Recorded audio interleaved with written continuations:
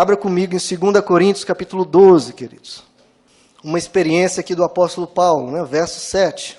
2 Coríntios 12, 7. Para impedir que eu me exaltasse por causa da grandeza dessas revelações, foi-me dado um espinho na carne, algo que me fazia mal, um mensageiro de Satanás para me atormentar. E antes que alguém pergunte, mas a Bíblia não diz que o maligno não nos toca? Não toca, a menos que Deus autorize e Deus permita, como foi no caso de Pedro, no caso de Jó, etc.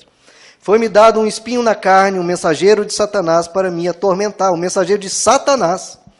3 vezes roguei ao Senhor que o tirasse de mim. Olha só, 3 vezes.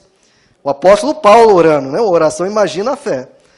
Mas ele me disse, Deus, né, me disse, a minha graça é suficiente para você, pois o meu poder se aperfeiçoa na fraqueza. Portanto, eu me gloriarei ainda mais alegremente nas minhas fraquezas, para que o poder de Cristo repouse em mim. Por isso, por amor de Cristo, regozijo-me nas fraquezas. Olha, a fé verdadeira, queridos. E isso é fé verdadeira. Qualquer coisa diferente disso, não. Regozijo-me nas minhas fraquezas, nos insultos, de novo, olha, nas necessidades, nas perseguições e nas angústias, pois quando eu sou fraco, aí eu sou forte. Então o que está acontecendo? Um mensageiro de Satanás, um mensageiro do diabo, um espinho na carne, atormentando dia e noite o apóstolo Paulo. O apóstolo Paulo entrou em oração, entrou em combate espiritual, e ele falou, eu não vou aceitar isso, e se colocou diante de Deus, de joelhos, e orou 3 vezes, e falou, Senhor, me livra disso. O que Deus disse? Não vou livrar. Não é o momento, não é a hora, eu tenho um propósito com isso. Que propósito? Aqui ele nos revela, para impedir que eu me exaltasse por causa das revelações. Deus sempre faz as coisas com um propósito. Tem uma explicação, tem um porquê. Deus simplesmente diz, não. Um pai dizendo para o filho, não. E isso, queridos, é uma prova cabal, uma prova determinante, que aquele tipo de oração, por exemplo, que é uma oração absolutamente desconhecida na Bíblia inteira, Antigo Testamento ou Novo Testamento, não existe isso na Bíblia. Aquele tipo de oração que alguns crentes fazem. Eu declaro que, eu determino que isso vai acontecer. Você determina, meu irmão. Eu determino. Você determina e o que Deus vira e fala para você? Não. Fala simplesmente não.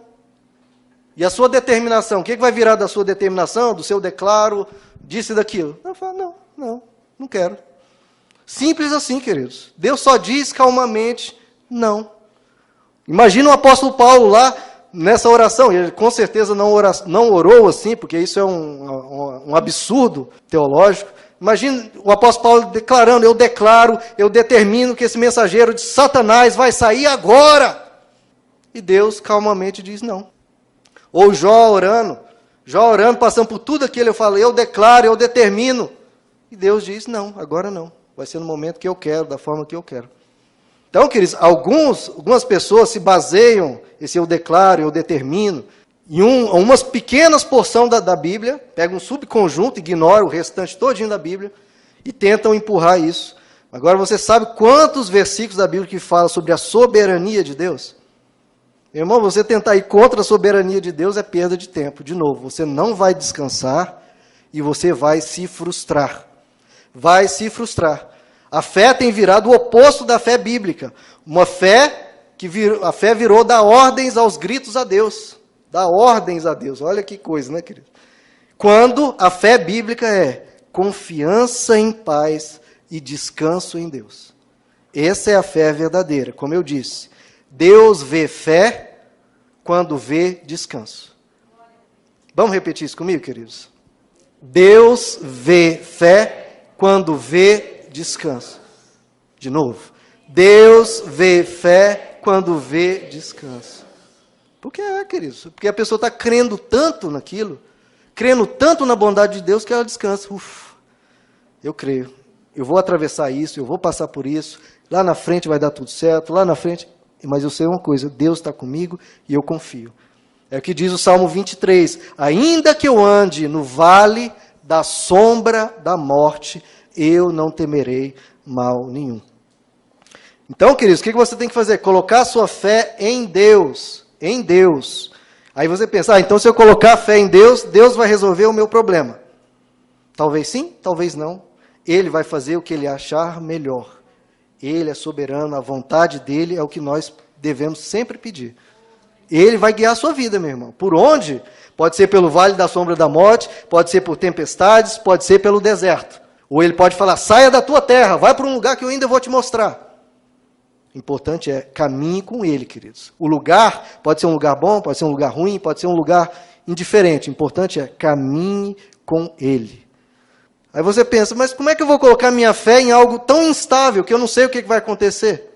Se eu não posso determinar, que eu não posso crer, vai acontecer exatamente isso. Exatamente. Não coloque sua fé em coisas, em resultados, em situações. Coloque a sua fé, queridos, olha que revolucionário, né, explicar isso hoje. Coloque a sua fé em Deus. Não é no resultado que você quer, não, coloque a sua fé em Deus. O resultado que vier, sendo guiado por Deus, é melhor, é o que nós precisamos. E alguém que estiver bem atenado pode pensar, mas e Hebreus 11? Né? Hebreus 11 diz, né? O que é a fé? A fé é certeza das coisas que se esperam, e convicção de fatos que se não veem, que não se veem. Exato, então você fala, não, mas tem um fato.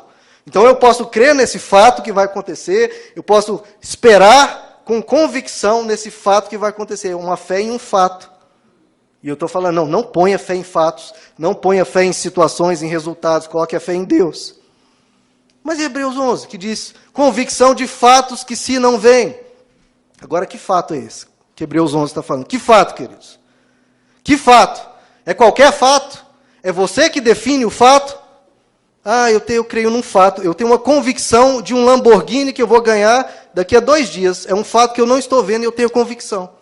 É você que define o fato que você vai crer. É você. As pessoas leem Hebreus 11, veem um verso primeiro e não lê o restante do capítulo. É um capítulo imenso. E ele fala os fatos que os antigos creram. E eu vou falar aqui toda a lista. Você põe a fé em Deus e naquilo que ele promete. Não aquilo que vem da sua cabeça. Não, eu quero tal coisa, essa é a minha vontade, eu creio, é um fato que eu não estou vendo, é a minha convicção. Não, queridos, você tem que crer naquilo que Deus promete. Lá em Hebreus 11 ele fala, qual foi essa fé nos fatos, na convicção de fatos que não se veem, que as pessoas colocaram. Ele fala, em Hebreus 11, pela fé nós cremos que Deus criou o universo. Pela fé Abel ofereceu um sacrifício superior a Deus. Pela fé Deus resolveu recolher Enoque. Sim, você creia que às vezes Deus recolhe um servo dele. Pela fé Noé construiu uma arca. Da onde? Da cabeça dele? Esse é um fato, uma convicção de um fato, e eu vou construir essa arca. Foi da cabeça dele? Não, foi que Deus ordenou e disse para Noé, construa a arca. E aí ele colocou a fé no que Deus disse. Pela fé, Abraão saiu da sua terra para uma terra prometida. De novo, foi da cabeça dele? Eu tenho certeza que Deus vai me dar aquela terra, então eu vou para lá. E eu vou colocar minha fé nisso. Não, foi Deus que disse, sai da sua terra e confie que você vai ganhar aquela outra. Pela fé, Abraão creu que teria um filho. De novo, da cabeça dele? Eu não tenho filho, com certeza Deus vai me dar. Não, porque Deus falou para ele. Então, creia, Abraão. E Deus teve que pregar para Abraão 1000 vezes. Olha as estrelas do céu, creia que eu vou te dar um filho. Aí Abraão riu, Sara riu. E Deus continua insistindo, creia no que eu estou te dizendo. Pela fé, Abraão abriria mão até de Isaac. Pela fé, Isaac abençoou seus filhos. Pela fé, Jacó abençoou seus filhos. Pela fé, José disse que o povo de Israel voltaria para Canaã. Da cabeça dele? Não, porque Deus havia prometido. Pela fé, os pais de Moisés o salvaram, porque Faraó estava matando as crianças. Pela fé, Moisés recusou continuar no palácio de Faraó. Pela fé, Moisés saiu do Egito e atravessou o Mar Vermelho. Pela cabeça dele? Não, eu acho que a gente tem que sair daqui e a gente dá um jeito de abrir o mar. Não, foi porque Deus falou. Pela fé, Raabe salvou a vida dos espiões. Então, tudo isso. Tem alguém colocando a fé, convicção de fatos que se não veio, algo que veio da cabeça dele? Não, é porque Deus prometeu. A confiança tem que ser colocada em Deus, sempre, não em fatos. Agora, se o próprio Deus, não um profeta maluco, mas se o próprio Deus te revela um fato que ele fará, Aí você confia, claro.